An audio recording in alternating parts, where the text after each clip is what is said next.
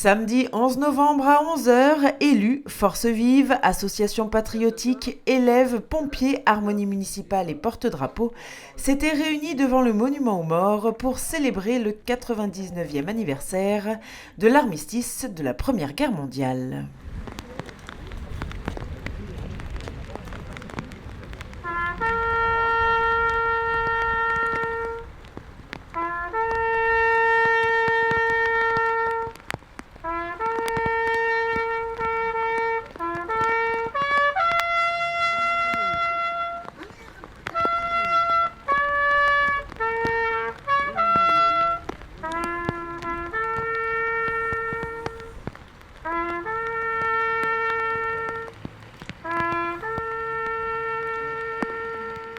Monsieur Fournier a ensuite lu le message de la secrétaire d'État auprès de la ministre des Armées, Madame Geneviève Darrieussecq.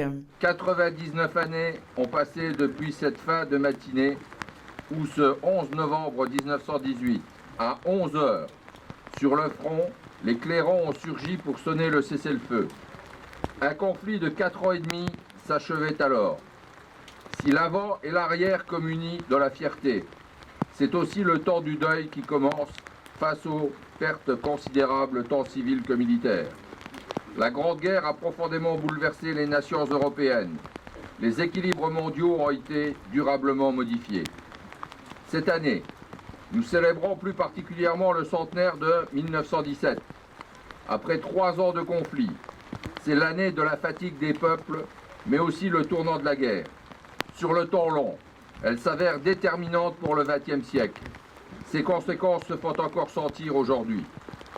D'avril à octobre, le chemin des dames a rendu son terrible verdict. Cet échec sanglant affecte le moral des combattants et celui de l'arrière. L'armée française n'est pas seule à se sacrifier. Au prix de lourdes pertes, les Canadiens mènent l'offensive à Vimy, les Britanniques à Passchendaele, les Italiens sont vaincus à Caporetto. Les États-Unis rompent avec l'isolationnisme et s'engagent aux côtés de l'entente. L'arrivée progressive des soldats américains change le rapport de force et va contribuer à forger la victoire.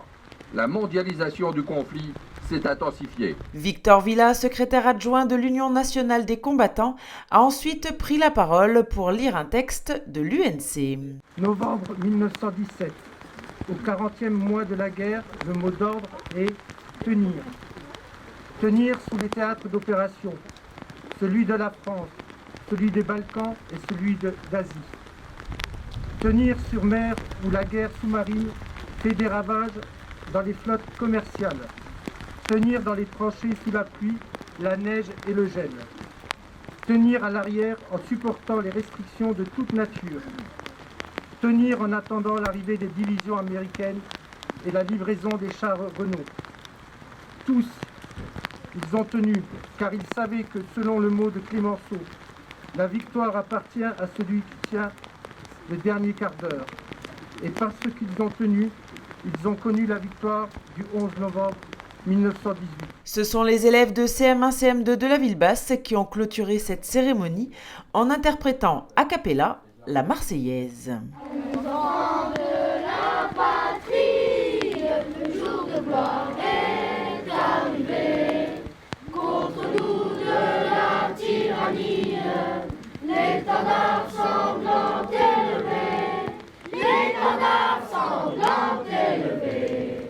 Entendez-vous dans les campagnes mugir ces féroces soldats qui